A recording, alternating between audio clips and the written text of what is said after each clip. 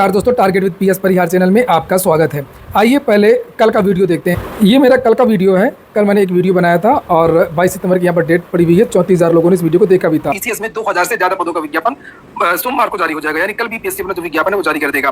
बिहार से पुलिस की भी नई भर्ती आ रही है, यूपी में भी। तो यहाँ पर मैंने कल ही आप लोगों को जानकारी दी थी कि बिहार से लगभग 2000 पदों का विज्ञापन सोमवार को जारी हो जाएगा। फाइनली सूचना एक बार फिर से सही निकली और बिहार लोक सेवा आयोग ने यहाँ पर देख सकते हैं 70वीं बीपीएससी का जो नोटिफिकेशन है वो जारी कर दिया है।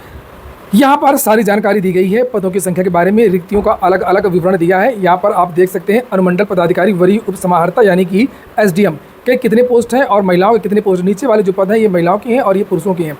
तो 200 पद यहाँ पर आप देख सकते हैं और कुल पद हैं, और नीचे यहाँ पर महिलाओं के आप देख सकते हैं ये 67 पोस्ट अलग से है। वहाँ पर महिलाओं को 35% आरक्षण भी दिया जाता है। अलग अलग पोस्ट भी आप देख सकते हैं, जैसे पुलिस उपाधीक्षक के 136 पद हैं, जिला समादेष्टा के लगभग यहाँ पर लिखा हुआ है 12 पद हैं, और इसी तरीके से सारे पद दिए हुए हैं। एक और पोस्ट है जिसमें ज़्यादा पद है, राज्य कर सहायक आयुक्त के 168 पद रिक्त हैं। और नीचे जो आप देख रहे हैं यहाँ पर ये महिलाओं की पोस्ट जैसे 55 लिखा हुआ है।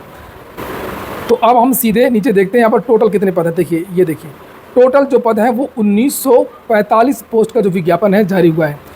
और ऐसा नहीं है, इस नोटिफिकेशन में यहाँ पर साफ साफ नीचे लिखा है कि पदों की संख्या को बढ़ाया भी जा सकता है, घटाया भी जा सकता है। लेकिन इसके पहले वहाँ पर जो मनु भाई परमार बीपीएससी के चेयरमैन हैं, उन्होंने एक प्रेस कॉन्फ्रेंस की थी, मीडिया को जानकारी भी दी थी कि इसमें पदों की संख्या और ज़्यादा बढ़ेगी। घटने की संभावना कम है, बढ़ने की संभावना ज़्यादा रहती है। तो यहाँ पर लिखा है नोटिफिकेशन में, प्रारंभिक परीक्षा आयोजन के पूर्व अधियाची विभागों से प्राप्त होने वाली अधियाचना को शामिल किया जा सकता है तथा संशोधन होने पर प्रकाशित रिक्ति पदों की संख्या घट बढ़ सकती है। उक्त विज्ञापन में भरे गए आवेदनों की संख्या के आधार पर प्रारंभिक परीक्षा एक से अधिक पालियों में एक से अधिक सेट में आयोजित की जा सकती है। जैसा उत्तर प्रदेश में सीएम योगी ने कहा था कि शुचिता को बनाए रखने के लिए परीक्षा को कई पालियों में किया जाएगा और परीक्षा केंद्र अच्छे बनाए जाएंगे, यानी सरकारी और एडेड। लेकिन यहाँ पर वो बात नहीं लिखी, केवल ये कहा गया कि परीक्षा को एक से अधिक पालियों में और एक से अधिक सेट में आयोजित की जा सकती है। सुप्रीम कोर्ट में जो मामला चल रहा है उसके अधीन ये भर्ती रहेगी। नीचे योग्यता के बारे में लिखा हुआ है, लेकिन मैं आपको बता दूं सबसे बड़ी बात की जो यूपी के विद्यार्थी हैं उनको सबसे ज़्यादा चिंता इस बात की रहती है कि वो आवेदन कर सकते हैं या नहीं कर सकते हैं। तो सबसे बड़ी बात यह है कि बिहार की भर्तियों में उत्तर प्रदेश और अन्य राज्यों के जो विद्यार्थी हैं वो आवेदन कर सकते हैं। और हालांकि बहुत सारे राज्यों ने अप्रत्यक्ष रूप से रोक लगा रखी है, लेकिन बिहार में ऐसा नहीं है। जिस तरीके से उत्तर प्रदेश में अन्य राज्यों के विद्यार्थी आवेदन करते हैं, कर सकते हैं, उसी तरीके से बिहार में भी अन्य राज्यों के विद्यार्थी आवेदन कर सकते हैं और करते हैं, करते भी रहे और उन्होंने सिलेक्शन भी लिया है। यहाँ पर ये योग्यता लिखी हुई है 70वीं संयुक्त प्रारंभिक प्रतियोगिता परीक्षा मान्यता प्राप्त विश्वविद्यालय से स्नातक। केवल अगर आप बीए पास हैं, बीटेक पास हैं, बीएससी पास हैं, बीकॉम पास है तो आप लोग यहाँ पर पीसीएस के लिए आवेदन कर सकते हैं। लेकिन एक पद यहाँ पर ऐसा है जिसमें स्पेशल योग्यता चाहिए और वो पद है बाल विकास परियोजना अधिकारी। इसमें क्या है कि मान्यता प्राप्त विश्वविद्यालय से स्नातक की डिग्री, वैकल्पिक विषय आपका ये होना चाहिए, या तो गृह विज्ञान हो या मनोविज्ञान हो या समाजशास्त्र हो या श्रम एवं समाज कल्याण, इनमें से किसी एक विषय का चयन मुख्य परीक्षा के लिए करना होगा। तो ये सब्जेक्ट जो है आपको मेंस में लेना है, अच्छी बात है। और अगर आप स्नातक हैं और इनमें से आपने ये कोई एक विषय मुख्य परीक्षा के लिए लिया तो आप लोग इसके लिए आवेदन कर सकते हैं। ऑनलाइन आवेदन के लिए यहाँ पर एक विशेष नोट लिखा हुआ है कि ऑनलाइन आवेदन भरते समय आवेदक को शैक्षिक योग्यता के कॉलम में स्नातक या समतुल्य उत्तीर्णता संबंधी पूर्ण सूचना अनिवार्य रूप से देना होगा, पूरी जानकारी देनी होगी।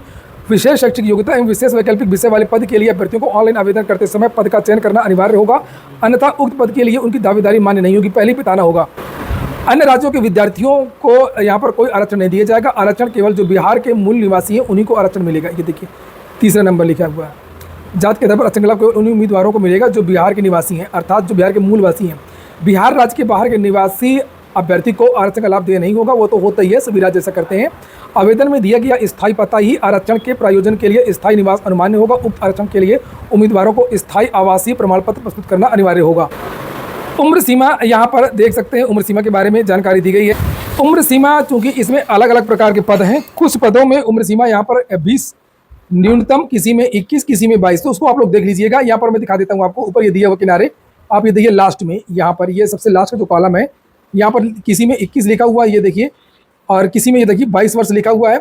तो ये जो न्यूनतम उम्र की जो सीमा है वो लास्ट में दी गई है। और इसमें जो मैक्सिमम आयु है, अधिकतम आयु, उसके बारे में भी जानकारी दी गई है कि जो सामान्य वर्ग के विद्यार्थी हैं उनकी अधिकतम आयु होनी चाहिए 37 साल, ये देखिए लिखा है 37 साल। जनरल के जो विद्यार्थी हैं, पिछड़ा वर्ग के जो विद्यार्थी हैं उनको 3 वर्ष की छूट है, 40 साल यहाँ पर लिखा हुआ है। और अनुसूचित जाति एवं जनजाति के जो विद्यार्थी हैं वो 42 वर्ष तक आवेदन कर सकते हैं। अब आ जाइए पेपर का पैटर्न, जल्दी से देख लीजिए। पेपर का पैटर्न यहाँ पर लिखा, प्री होगा, प्री में केवल जीएस का एक पेपर 2 घंटे का होगा जिसमें 150 प्रश्न पूछे जाएंगे।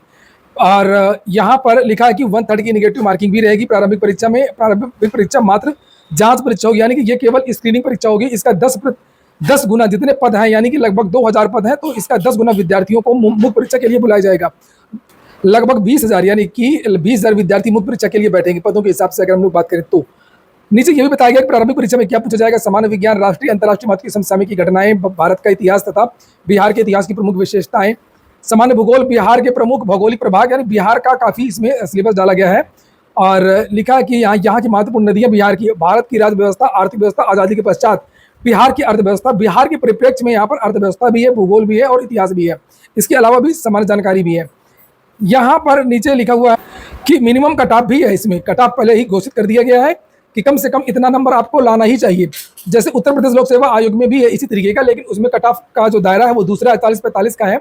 यहाँ पर लिखा कि समान वर्ग को कम से कम 40% पिछड़ा वर्ग के लिए 36.5%, अत्यंत पिछड़ा वर्ग के लिए ईबीसी के लिए यहाँ पर 34% और अनुसूचित जनजाति, महिलाओं, दिव्यांगों को 32% नंबर कम से कम लाना ही होगा, चाहे नहीं तो फिर जो पद है वो अग्रणित कर दिए जाएंगे।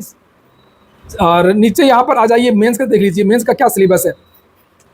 ये मेंस में 1, 2, 3, 4 पेपर होंगे आपके। और यहाँ पर लिखा है कि सामान्य हिंदी 100 अंक की होगी और इसमें इस विषय में 30% लब्धांक प्राप्त करना अनिवार्य होगा, किंतु मेगा निर्धारण के प्रयोजनार्थ इसी गणना, ये मेरिट में नंबर नहीं जुड़ेगा इसका। सामान्य अध्ययन का प्रथम प्रश्न पत्र है 300 नंबर का, सामान्य अध्ययन का द्वितीय प्रश्न पत्र है 300 नंबर का, निबंध है आपका 300 अंक का। कुल मिलाकर के जो मेरिट बनेगी वो आपकी सामान्य अध्ययन और निबंध से मेरिट बनेगी।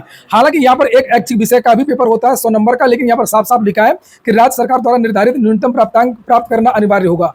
एक मिनिमम कट ऑफ रहेगी, परंतु मेगा निर्धारण प्रयोजनार्थ इसकी गणना नहीं की जाएगी। मेरिट में ये नंबर नहीं जुड़ेगा, याद रखिएगा। यहाँ पर एक वैकल्पिक विषय तो है मगर इसका नंबर मेरिट में नहीं जुड़ेगा। मेरिट के लिए जैसे कि मैंने आप लोगों को बताया कि मेरिट केवल आपकी सामान्य अध्ययन के 2 पेपर और निबंध से बनेगा। हिंदी का पेपर क्वालिफाइंग रहेगा और ये वाला जो पेपर भी एक तरीके से ये भी क्वालिफाइंग ही रहेगा।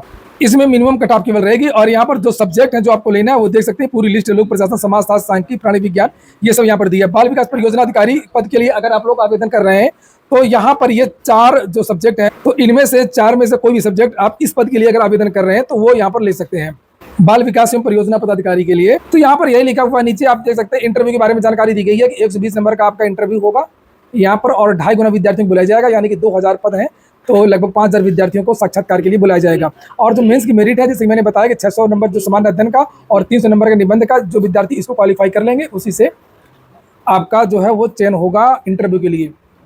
आवेदन, ऑनलाइन आवेदन आरंभ करने की जो डेट है वो 28 तारीख से शुरू है और 18 अक्टूबर इसकी लास्ट डेट है। ये हो गया आज का वीडियो आपको अच्छा लगा हो, ये काम का तो लाइक कर दें। और अगर कोई बात समझ में नहीं आ रही है तो आप लोग कमेंट बॉक्स में बताएं, मैं उत्तर देने की कोशिश वहीं पर करूंगा। पूरा वीडियो सुनने के लिए बहुत बहुत धन्यवाद।